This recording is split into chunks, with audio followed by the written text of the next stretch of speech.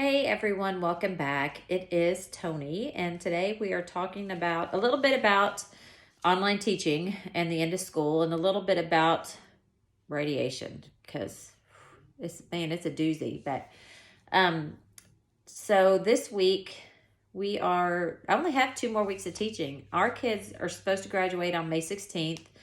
Thankfully, Governor Abbott did. Stuff is starting to slowly open back up, and our graduation is done at a church since it's a private school.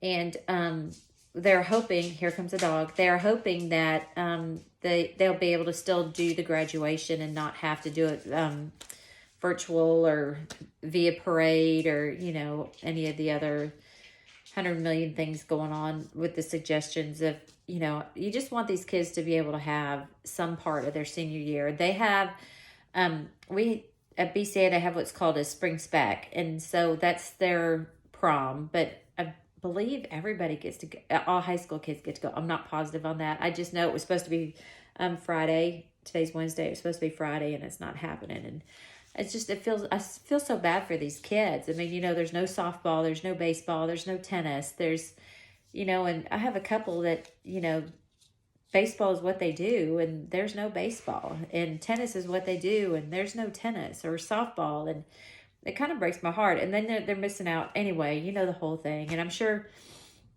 a lot of y'all have seen the adopt a senior and all, those sort of things that people are doing to make sure that these seniors feel the love, because it sadly, this is, it kind of stinks for them. But our seniors are, they hopefully will get to walk. I don't know if I've already said this, but they do graduation at a church. And so there's only 15 of them. And so with the governor lifting some of the restrictions, you're now allowed to have church services and stuff, as long as you practice your social distancing and all that sort of baloney. So we're hoping that's going to happen. I have ordered... they're 4-foot tall signs, and it's their pictures with their hats and their tassels and all that sort of stuff. And we're going to put them in front of the school probably next week sometime. I just have to go and get the T-posts and all that sort of stuff. And I either have to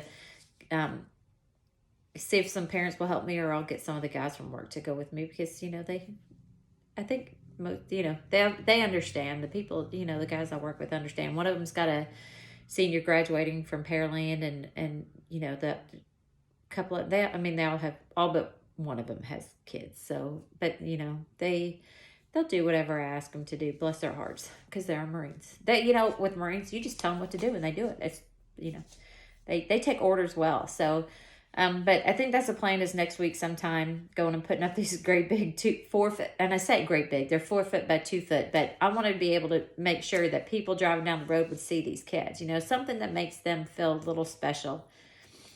So anyway, in the midst of all of this, I'm still doing radiation, and I am tired of it. I only have, thank goodness, 4 more days. I have, today's Wednesday. I have Thursday, Friday, Monday, Tuesday. Monday, I have another shot, but I'm just tired. And I know side effects, and I totally get all the side effects. You've got there's probably way more than some people want to know, but where the scars are, I have 2 scars.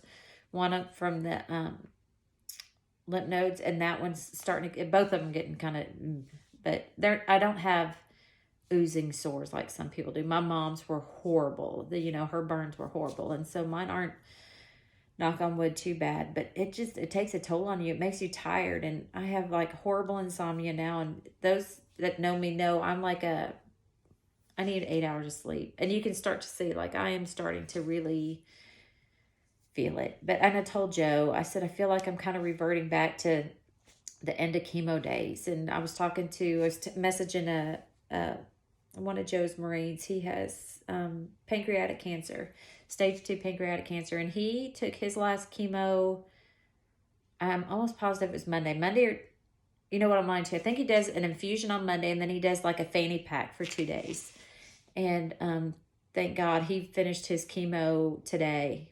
I'm almost positive it's today. And, the prognosis is looking pretty good. And then I have another friend of of ours, he found out he has brain cancer, and he's younger than me. And both of these two guys are younger than me. And I'm like, holy moly. And then I feel bad because I'm complaining. But, this is my life, and it is what it is. And I really do feel like, you know what. So anyway, it'll get better.